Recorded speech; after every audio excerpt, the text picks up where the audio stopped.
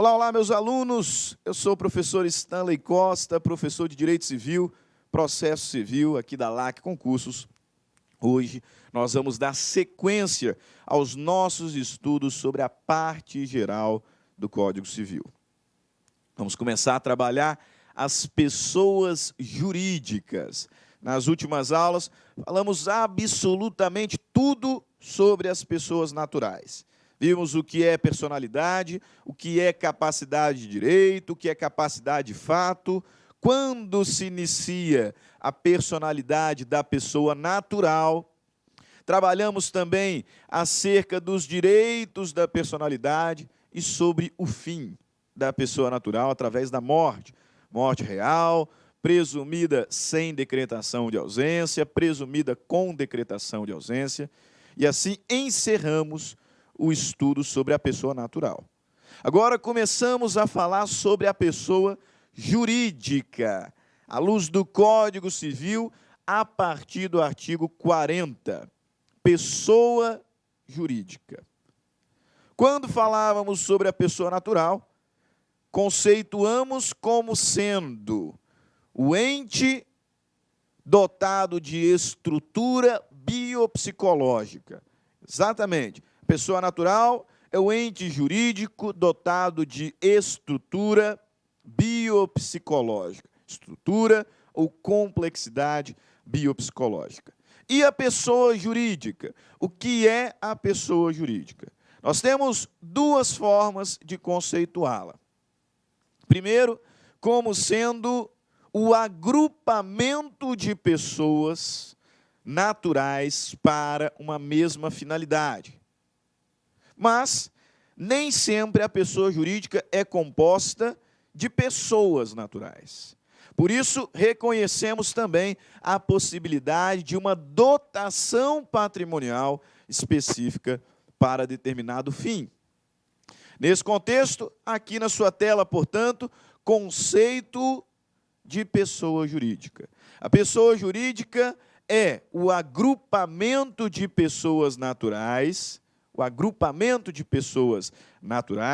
que nós chamaremos de corporação, ou a dotação de bens.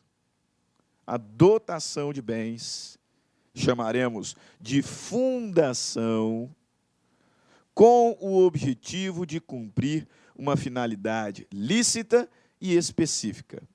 A pessoa jurídica, como sugere o nome, é dotada de personalidade. Sim, é dotada de personalidade e, portanto, a pessoa jurídica ela é absolutamente autônoma, tanto do ponto de vista jurídico quanto do ponto de vista econômico, em relação às pessoas que a compõem. Pessoa jurídica é o agrupamento de pessoas naturais, ou a dotação especial de bens para uma finalidade lícita e específica. Evidentemente, a pessoa jurídica ela é dotada de personalidade, e é por isso que ela atua de forma autônoma e independente, do ponto de vista econômico, do ponto de vista jurídico, em relação àquelas pessoas que a compõem. Por exemplo, em relação aos sócios. Na teoria, originalmente, nós afirmávamos que entre a pessoa jurídica e os sócios existe um véu, que dá autonomia econômica, autonomia jurídica à pessoa jurídica. Muito embora seja composta por um grupo de pessoas ou por um grupo de bens, a pessoa jurídica atua com autonomia, atua com independência. Ok? Perfeito. Identificamos, portanto, o conceito de pessoa jurídica. Acontece que existem várias espécies. Existem várias espécies de pessoas jurídicas, muitas delas reguladas pelo Código Civil, e que inicialmente separamos em dois grandes grupos. Quais? Pessoas jurídicas de direito público e pessoas jurídicas de direito privado. As pessoas jurídicas de direito público, você estuda lá em direito administrativo. Me parece evidente. O que nós, do direito civil, cuidamos e regulamos são as pessoas jurídicas de direito privado. Apesar disso, nós precisamos saber qual pessoa jurídica faz parte de qual desses dois grupos. Isso é questão corriqueira em concursos públicos Brasil afora. O elaborador, a banca, cita determinada pessoa jurídica e te questiona se ela é de direito público, se ela é de direito privado. Por isso que, muito embora não iremos aprofundar nas regras, composição, características das pessoas jurídicas de direito público, precisamos ao menos saber quais são. E precisamos fazer isso até porque é o Código Civil que nos traz o rol. Exatamente. O Código Civil não vai regulá-las, mas ele nos apresenta quais são as pessoas jurídicas de direito público, dividindo-as em dois outros grupos. Pessoas jurídicas de direito público interno e de direito público externo. Se não vejamos, artigo 40 do Código Civil. Artigo 40 do Código Civil. As pessoas jurídicas são de direito público, interno ou externo, e de direito privado. As pessoas jurídicas são de direito público,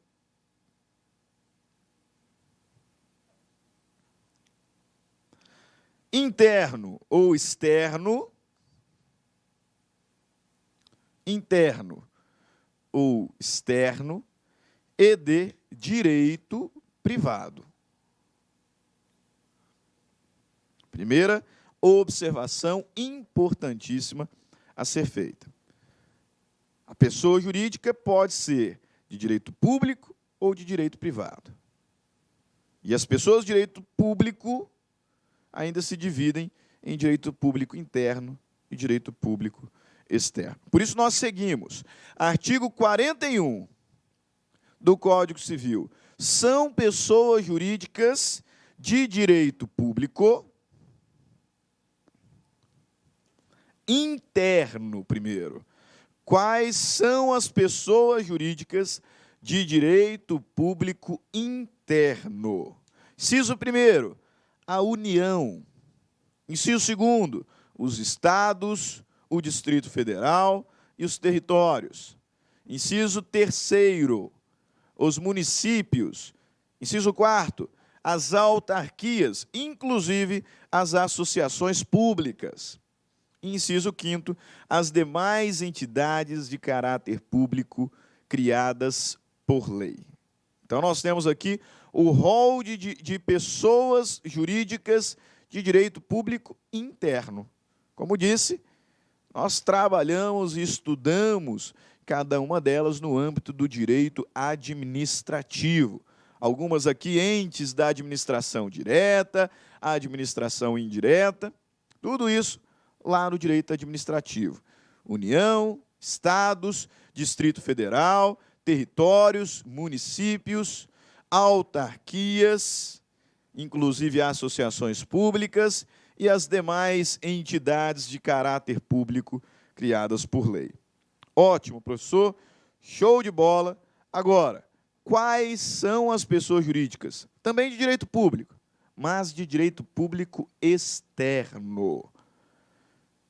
Quais são as pessoas jurídicas de direito público externo? Código Civil, artigo 42. Vejamos, são pessoas jurídicas de direito público externo. Os estados estrangeiros,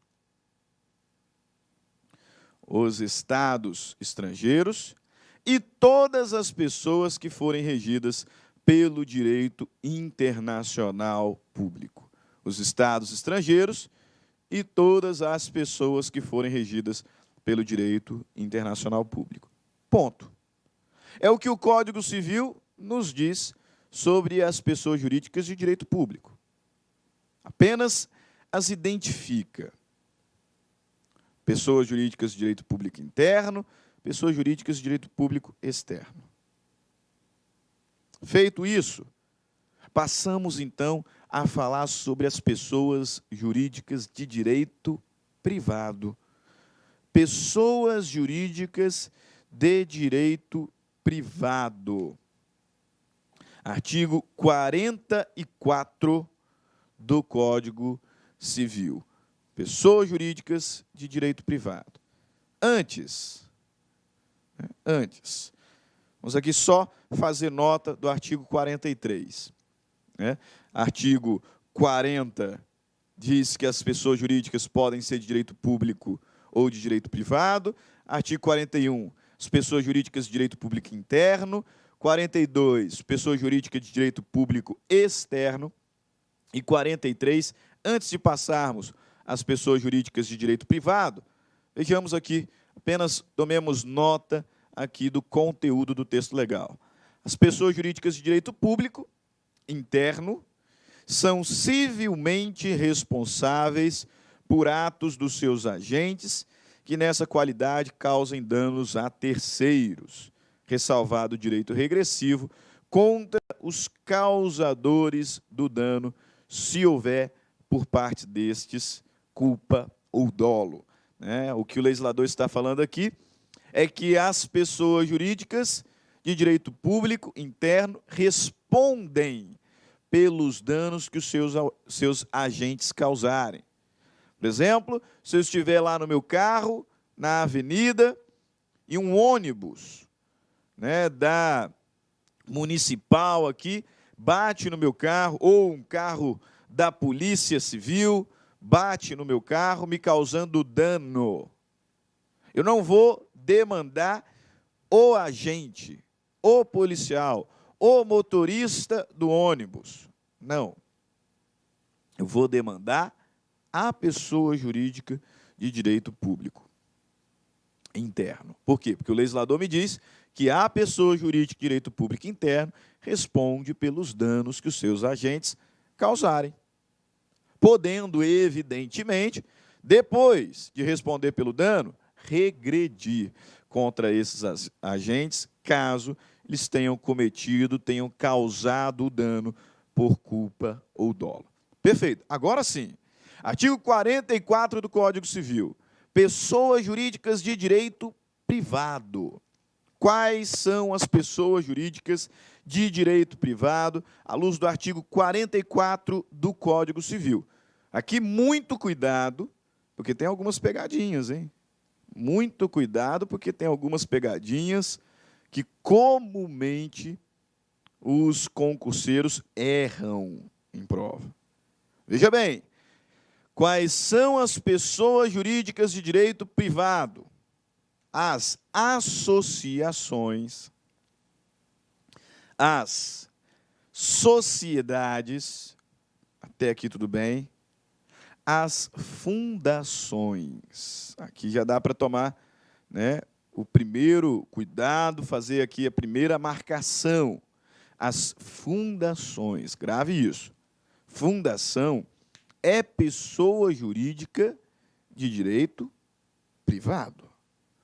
Fundação, eu dizia, é pessoa jurídica de direito privado. Exatamente.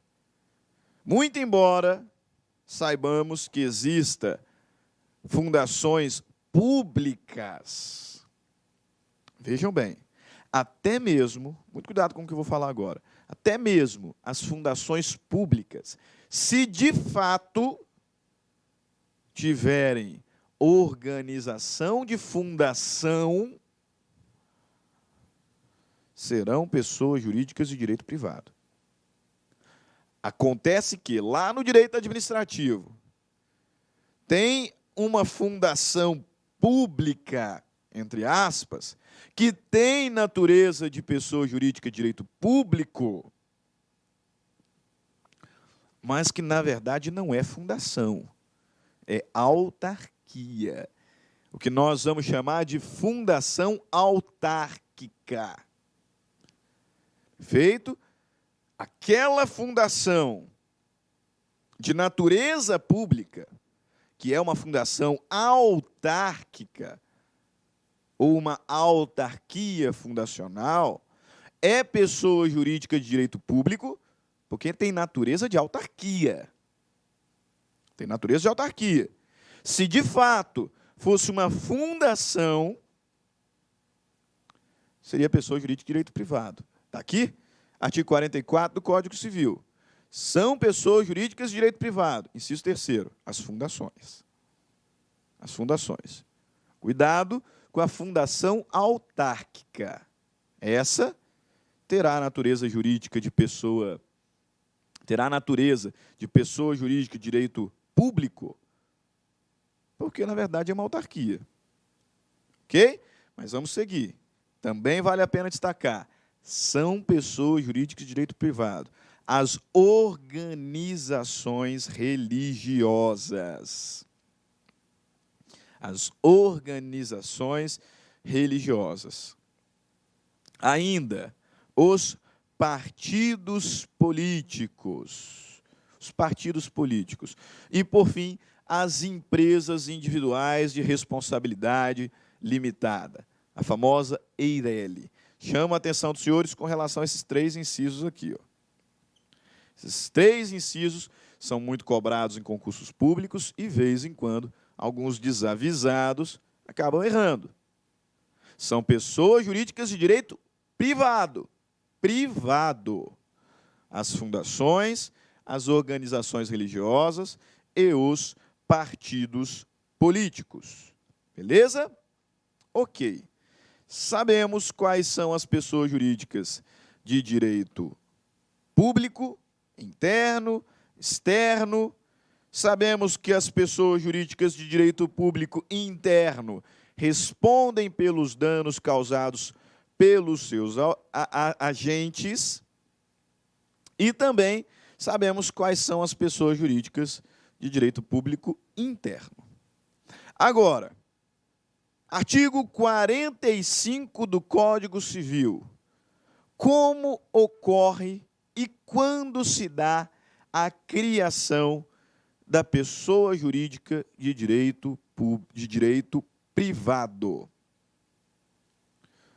Quando ocorre e como se dá a criação de uma pessoa jurídica de direito privado? Algumas aulas atrás, falávamos sobre a pessoa natural. E trabalhando sobre a pessoa natural, nos defrontamos com algumas teorias sobre o início da personalidade. Teoria concepcionista, teoria natalista, teoria da personalidade condicional. É um grande debate no direito civil em torno do momento em que se inicia a personalidade da pessoa natural. Mas e a pessoa jurídica?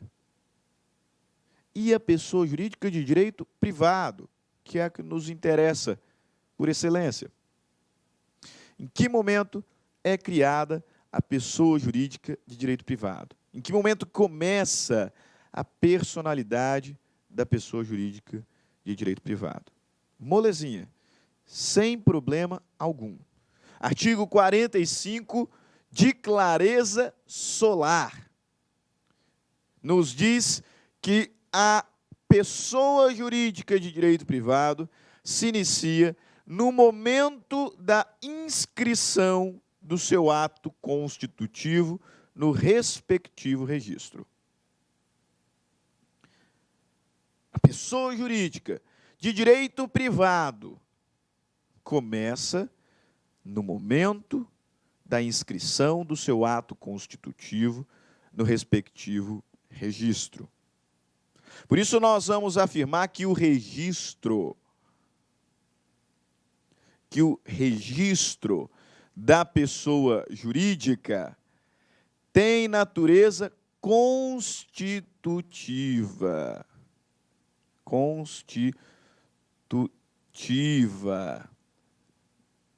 O registro da pessoa jurídica tem natureza constitutiva. Faço esse destaque porque, obviamente, a pessoa natural também tem que ser registrada. Isso é óbvio. Então, logo ocorra lá o nascimento, o bebê tem que ser registrado, né? Tem que fazer lá a certidão de nascimento, né? E os outros serviços cartoriais em razão do nascimento vivo. É certo. Só que o registro da pessoa natural tem natureza declaratória. Porque nós sabemos que, de acordo com o Código Civil, a personalidade começa do nascimento com vida. Portanto, o registro da pessoa natural tem natureza declaratória. E só declaratória. Agora, o registro da pessoa jurídica é o que determina o início da personalidade. Por isso é que afirmamos que ele tem natureza constitutiva. Mas vamos aqui analisar o texto legal, né, na sua integralidade. Veja lá, artigo 45 do Código Civil. Começa a existência legal das pessoas jurídicas de direito privado com a inscrição do ato constitutivo no respectivo registro. Essa aqui é a regra. Precedida, quando necessário, de autorização ou aprovação do Poder Executivo, averbando-se no registro todas as alterações por que passar o ato constitutivo. Então, começa a existência legal da pessoa jurídica do ato de inscrição, né, da inscrição do seu ato constitutivo no respectivo registro. Algumas pessoas jurídicas precisam ainda de autorização do Poder Executivo, como é o caso dos bancos, seguros, né? Não basta o registro, tem que ter autorização do Poder Executivo. Mas é exceção. Ok? Beleza. Eu estou falando aqui de um ato constitutivo, que é um ato jurídico. E nós sabemos de outras aulas que o ato jurídico ele pode conter algum vício. E, contendo vício, ser anulado. Sobre esta possibilidade, parágrafo único do artigo 45 vai nos dizer que decai em 3 anos, precisa decorar, o direito de anular a constituição das pessoas jurídicas de direito privado por defeito do ato respectivo, por defeito neste ato constitutivo aqui, contado o prazo da publicação de sua inscrição no registro. Beleza? Sem problema? Tá bom, então. Vamos colocar em prática. Vamos colocar em prática essa primeira parte da nossa aula, então. Vamos lá. Ao adquirir a personalidade jurídica, a pessoa jurídica torna-se suscetível de direitos e obrigações e passa a ter existência própria, independentemente da pessoa de seus sócios, instituidores e administradores. Certo ou errado? Corretíssimo. Corretíssimo. Próxima questão. Da CESP 2015, uma questão tirada de prova de juiz de direito. Vejamos. O direito de anular a constituição da pessoa jurídica de direito privado não se sujeita a prazo decadencial. Nós vimos que sujeita-se sim. 3 anos o prazo decadencial para anular o ato jurídico constitutivo da pessoa jurídica de direito privado. Então, está errada a afirmação. Próxima questão, também da CESP, analista do TRT. Vejamos, a respeito da pessoa jurídica, julgue o item. Os partidos políticos, assim como os municípios e a União, são pessoas jurídicas de direito público interno. Os partidos políticos, assim como o município, os municípios e a União, são pessoas jurídicas de direito público interno. Procede? Errado, errado, errado, errado. Por quê? Porque os partidos políticos são pessoas jurídicas de direito privado. Privado. Muita atenção com o rol das pessoas jurídicas de direito privado. Ok? Próxima questão. A existência das pessoas jurídicas de direito privado tem início com a inscrição do ato constitutivo no respectivo registro, precedida, quando se fizer necessário, de autorização ou aprovação do Poder Executivo. Correto. Texto da lei, artigo 45. A existência das pessoas jurídicas de direito privado tem início com a inscrição do ato constitutivo no respectivo registro, em algumas situações, dependendo de autorização do Poder Executivo. Ok? Perfeito. Primeira parte nós batemos. Agora, antes de falarmos sobre duas pessoas jurídicas especificamente, associação e fundação, cumpre-nos aqui identificar algumas outras regras gerais, algumas outras normas introdutórias. Primeiro, identificando o que são grupos despersonalizados. Acabamos de ver o que é pessoa jurídica.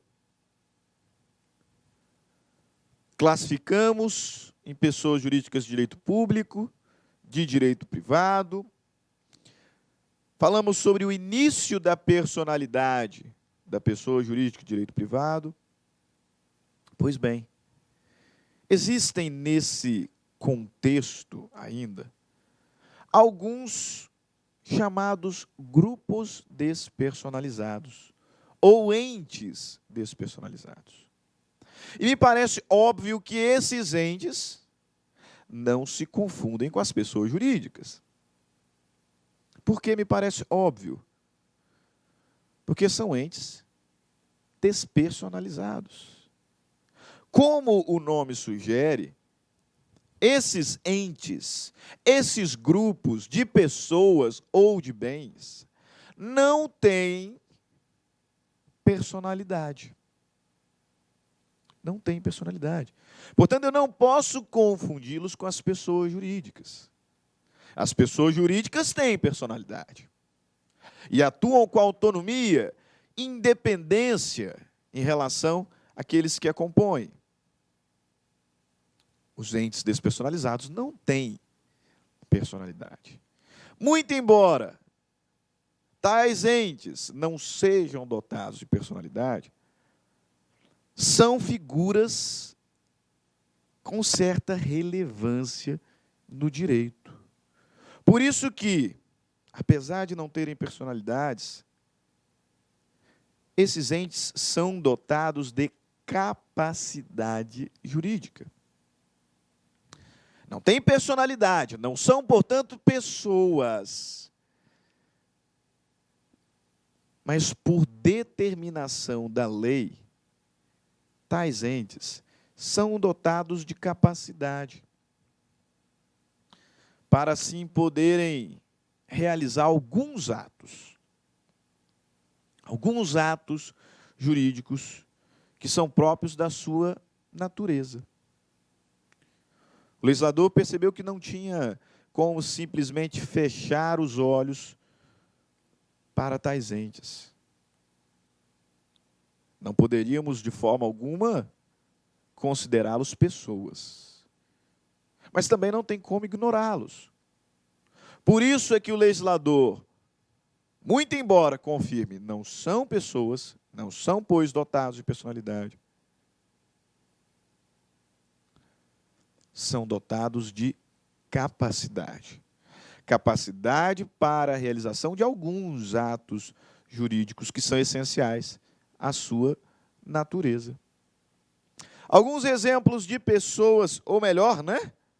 Alguns exemplos de entes despersonalizados. Alguns exemplos de grupos despersonalizados. Primeiro deles, e o mais famoso, o espólio. O espólio, que é o conjunto de bens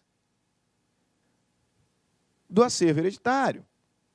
O espólio representa, portanto, a herança. Antes que ocorra a partilha dos bens, todos eles, conjuntamente, são considerados como espólio, que, muito embora não seja pessoa, tem capacidade e, portanto, responde pela herança, judicialmente e extrajudicialmente. Mas é uma ficção jurídica, né? O espólio não existe fisicamente. Portanto, o espólio tem que ser representado. E ele será representado pelo inventariante. Ou até nomeado inventariante pelo administrador provisório. Outros exemplos de entes despersonalizados. A herança jacente ou a herança vacante. A herança jacente, ela surge no contexto de alguém que faleceu sem deixar herdeiros.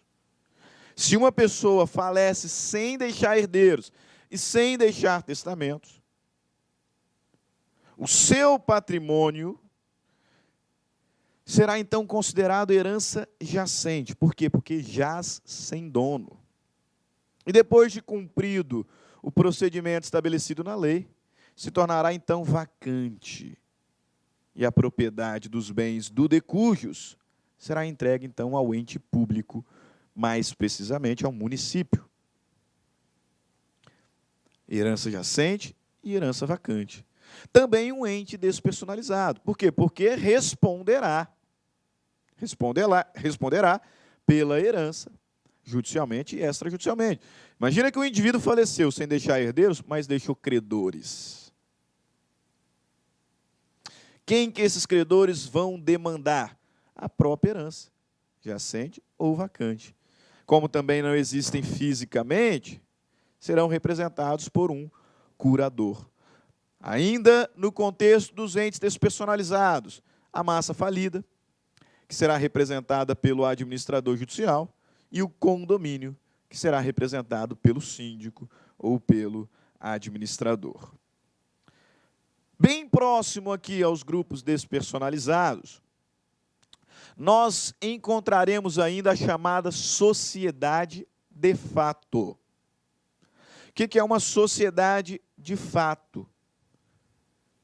Sociedade de fato, pessoal, é o grupo de pessoas que se reuniu para uma mesma finalidade, mas grupo este que não foi formalmente registrado. E como nós sabemos, a pessoa jurídica de direito privado, ela começa quando do registro do respectivo ato constitutivo. Começa a existência legal da pessoa jurídica quando do registro do ato constitutivo no respectivo cartório, no respectivo registro. O que aconteceu aqui é que eu tenho um grupo de pessoas reunidos para uma mesma finalidade, mas grupo este que não foi levado a registro. Então, muito embora tenhamos uma sociedade, nós não temos uma pessoa jurídica. Percebe? A pessoa jurídica começa do registro. Se esta sociedade nunca foi levada a registro, a pessoa jurídica não começou. Não começou. Imagina ali alguns irmãos, né, que constroem ali um espaçozinho e começam ali a vender, né? Vender alguns produtos, né? Espécie de um mercadinho. Eu tenho uma sociedade, mas essa sociedade não foi registrada, portanto não tem uma pessoa jurídica. O legislador, embora não queira incentivar esta situação, mais uma vez não tem como fechar os olhos para a existência de várias sociedades de fato. E, portanto, precisa regular, ainda que não de forma protetiva, como faz com a pessoa jurídica, mas precisa regular. E aí ele vai dizer o quê? Como eu tenho aqui uma sociedade, primeiro, se essa sociedade for desfeita, é possível fazer a partilha. Porque imagina que estamos aqui, eu e meus irmãos, com esse mercadinho. Só que tudo que é comprado, tudo que é gasto, todo dinheiro que entra em nome do meu irmão. E aí, certa feita, quebramos o pau e queremos desfazer a sociedade. Tem como dissolver a sociedade de fato? Tem. Inclusive judicialmente, com a partilha dos bens que foi adquirido durante esse agrupamento. Possível. Então, qual seria a vantagem de registrar, professor? Simples. Autonomia. Eu disse lá no início que a pessoa jurídica, por ser dotada de personalidade, tem autonomia e independência em relação aos sócios. Quem assina o contrato é a PJ. Quem responde economicamente por esses contratos é a pessoa jurídica e não os sócios. Entre a pessoa jurídica e os sócios, como disse, existe um véu que os separa. A PJ atua com autonomia, com independência. Quem firma os contratos é a pessoa jurídica. Quem assume as obrigações, quem titulariza os direitos, é a pessoa jurídica. Por isso, a priori, não havendo fraude, não havendo abuso, a priori, apenas o patrimônio da pessoa jurídica responderá pelos seus débitos. A priori, nós não poderemos atingir o patrimônio dos sócios para responder pelos débitos da pessoa jurídica. Por quê? Porque existe uma autonomia. O problema é que, aqui nessa sociedade, de fato, não existe pessoa jurídica. E, assim sendo, não existe um véu que permite à sociedade atuar com autonomia. Não. Não.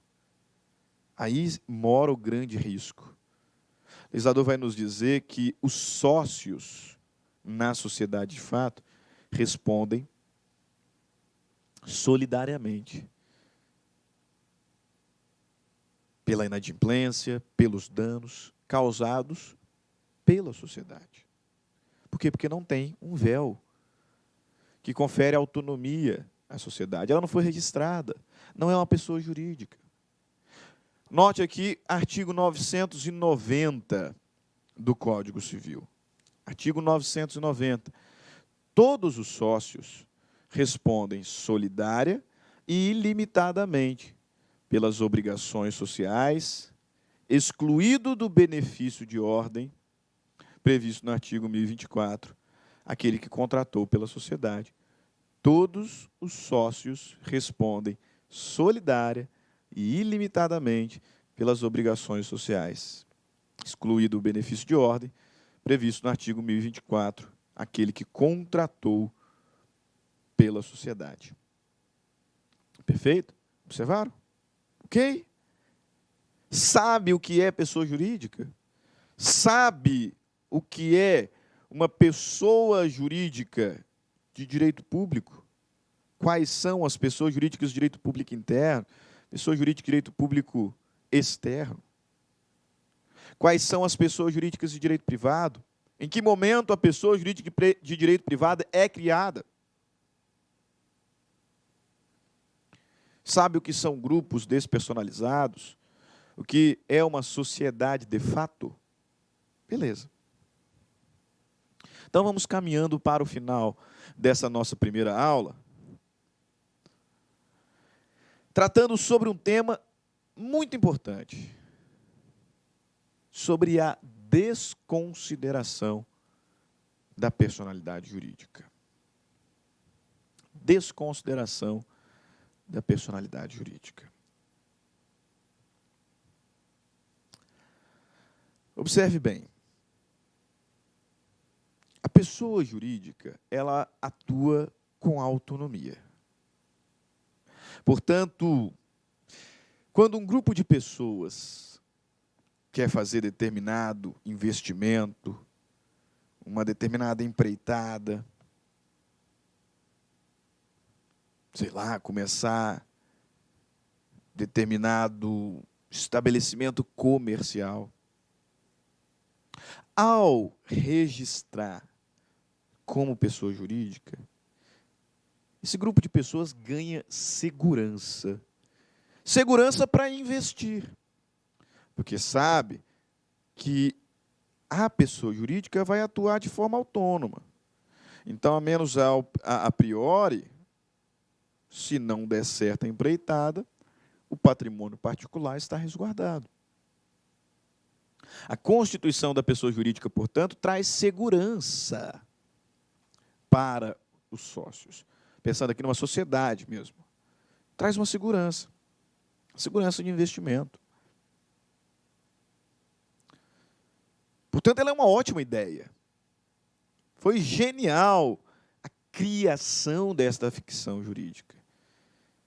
Só que muitas das coisas que são criadas, às vezes são desvirtuadas. Então, assim como surgiu a pessoa jurídica como uma ótima opção para fazer um investimento, para fomentar o mercado com segurança, alguns aproveitadores desvirtuaram o instituto, passando a utilizá-lo de forma fraudulenta. De forma fraudulenta. Buscando proveitos próprios, particulares, enriquecendo aqui individualmente, mas fazendo isso por via da PJ. E quando a pessoa jurídica fosse, então, responsabilizada, ela não tinha nada. Estava tudo no nome dos sócios. Observe, fraudando o sistema. Por isso é que, logo após a criação desta ficção jurídica, chamada pessoa jurídica, surgiu a teoria da desconsideração, que teve o seu leading case. É o primeiro caso em que se discutiu a desconsideração da personalidade jurídica na Inglaterra. Num famoso caso, o leading case, é o primeiro caso em que se discutiu essa teoria, que ficou conhecido como Solomon versus Solomon Co. Diz a história que Aaron Solomon era um fabricante de calçados e que, para ter mais segurança de investimento, criou uma corporação, mas ele tinha 99%.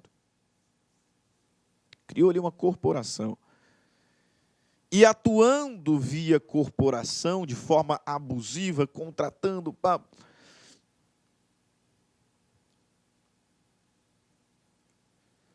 acabou prejudicando muitos credores, mas pessoalmente não teve qualquer prejuízo. Portanto, claramente se utilizou abusivamente da pessoa jurídica. E aí distribuíram demanda lá na Inglaterra, requerendo o afastamento da pessoa jurídica para atingir o patrimônio particular de Aaron Solomon. Algumas decisões de procedência, até que chegou na Corte Superior, na Câmara dos Lordes, e a Câmara dos Lordes decidiu que não podia desconsiderar. Mas foi o leading case. A partir desse caso, a tese foi construída, foi elaborada, chegou ao Brasil através dos estudos de Fábio Comparato, de Rubens Requião, e hoje, sem dúvida alguma, é um grande instrumento de contra-segurança, né? De contra-segurança, de oposição à utilização abusiva da personalidade jurídica. Em resumo, a teoria da desconsideração da personalidade, feita essa introdução, o que ela vai possibilitar, meus caros, é o afastamento episódico, e excepcional da pessoa jurídica para atacar o patrimônio dos sócios. A pessoa jurídica atua com autonomia, mas por via dessa teoria aqui, aceita pelo nosso Código Civil, a teoria do disregard doctrine, ou a teoria da desconsideração. Excepcionalmente é possível o afastamento episódico da autonomia da PJ para se atingir o patrimônio dos particulares. Lembra do véu? Lembra do véu que existe entre sócios e PJ? Pois bem, através dessa tese, é possível puxar episodicamente este véu e assim responsabilizar os sócios pelas obrigações da pessoa jurídica. É isso que possibilita a tese. No Brasil, nós temos duas teorias da desconsideração: a teoria maior e a teoria menor. Nós vamos encontrar no nosso ordenamento jurídico as duas teorias: teoria maior da desconsideração, teoria menor da desconsideração. Teoria maior, lá no artigo 50 do Código Civil, e a teoria menor, espalhada pelo ordenamento jurídico, na Justiça do Trabalho, no Código de Defesa do Consumidor, no âmbito da legislação ambiental, enfim, duas teorias. E o que as diferencia é o fato de que, para a desconsideração da personalidade jurídica na teoria maior, não basta a insuficiência patrimonial da pessoa jurídica. Não basta a insolvência. Percebam, a pessoa jurídica fez diversos contratos e se tornou insolvente, não tem patrimônio para arcar com todas as obrigações. Na teoria maior, a tão só insolvência, a tão só insuficiência patrimonial não basta para que a pessoa jurídica seja desconsiderada e o patrimônio dos sócios atingidos. Não. Além desse requisito objetivo, insuficiência patrimonial da pessoa jurídica, faz-se necessário ainda um requisito subjetivo, qual seja a comprovação de fraude ou abuso da personalidade. O abuso da personalidade. A comprovação de fraude ou abuso da personalidade. caracterizado pelo desvio da finalidade ou confusão patrimonial. A empresa está falida, mas o sócio está trilionário. Como assim? De fato, os sócios têm autonomia. De fato, a pessoa jurídica tem autonomia. E o patrimônio dos sócios não pode ser atingido. Mas é muito estranho. Uma pessoa jurídica, uma sociedade que está falida, e os sócios estão trilionários. Estranho. Pode ser que tenha alguma fraude ali, não.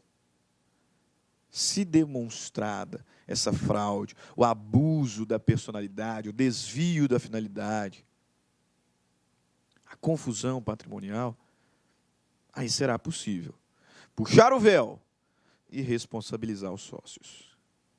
Na teoria menor, assim chamada, basta a insuficiência patrimonial. Percebeu a diferença? A desconsideração da personalidade jurídica é o afastamento excepcional e episódico da autonomia da PJ para atingir o patrimônio dos sócios pelas obrigações que são da pessoa jurídica. Duas teorias no Brasil. Teoria maior, em que, para a desconsideração, faz necessário a insuficiência patrimonial, mais fraude ou abuso da personalidade. Direito civil, Código Civil, artigo 50. E a teoria menor, o único requisito é a insuficiência patrimonial. Teve fraude? Não interessa. Na teoria menor, não. Por isso que ela é aplicada lá no CDC. Porque o consumidor tem que ser protegido, né? E uma das formas de protegê-lo é desse modo, possibilitando a desconsideração da pessoa jurídica, fundada apenas na insuficiência do patrimônio. Também aplicado na Justiça do Trabalho. Na Justiça do Trabalho, a gente discute verbas de natureza alimentar. Uma das formas de proteger o trabalhador é possibilitando que, se a empresa faliu, então o patrimônio dos sócios vai responder pelos encargos trabalhistas. E também lá no âmbito da norma ambiental, da lei ambiental. Artigo 50 do Código Civil, teoria maior. Artigo 50 do Código Civil, teoria maior. Vejamos.